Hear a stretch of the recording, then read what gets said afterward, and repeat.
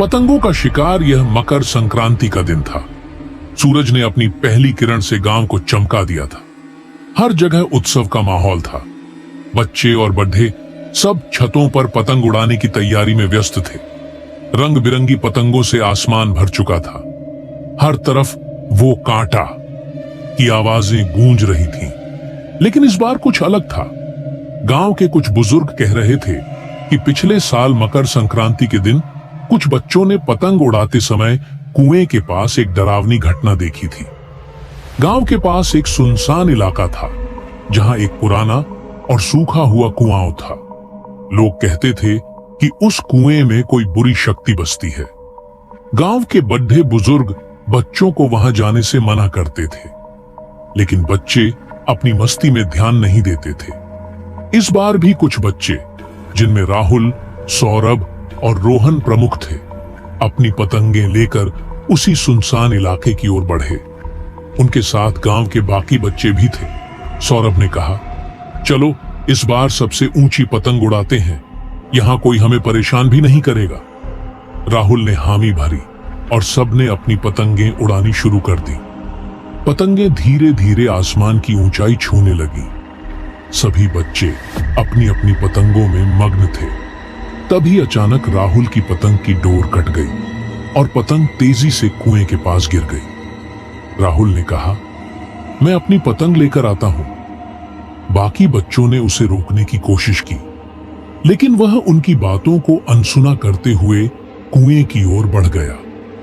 कुएं के पास पहुंचकर राहुल ने देखा कि उसकी पतंग झाड़ियों में अटक गई थी। जैसे ही उसने पतंग उठाई, उसे एक अजीब सी ठंडक महसूस हुई। पास के पेड़ों की डालियां अचानक तेजी से हिलने लगीं, जबकि हवा बिल्कुल शांत थी।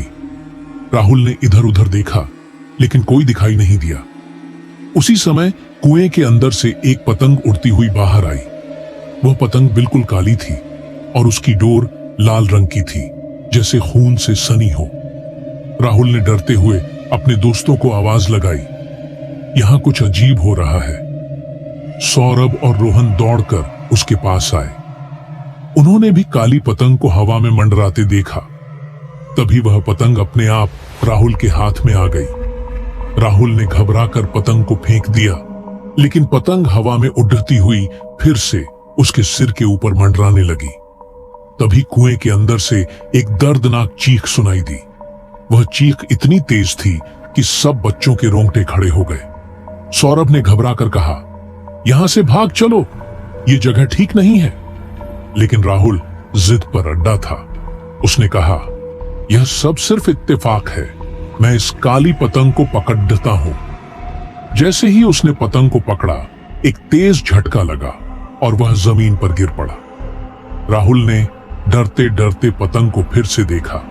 उस पर अजीब से निशान बने हुए थे, जैसे किसी ने खरोंच कर कुछ लिखा हो।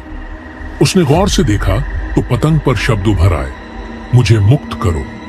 सब बच्चे अब डर के मारे थर थर कांप रहे थे। रोहन ने कहा, यह पतंग शापित है, हमें इसे छोड़कर यहां से भागना चाहिए। लेकिन राहुल ने पतंग को पकड़े रखा। उसने महसूस किया कि यह पतंग उसे कहीं ले जाने की कोशिश कर रही थी।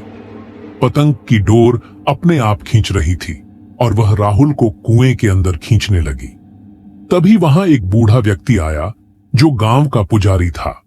उसने बच्चों को चिल्लाकर कहा, उस पतंग को छोड़ दो, ये तुम्हारे लिए खतरा है। पुजारी के हाथ में एक माला और कुछ चावल थे।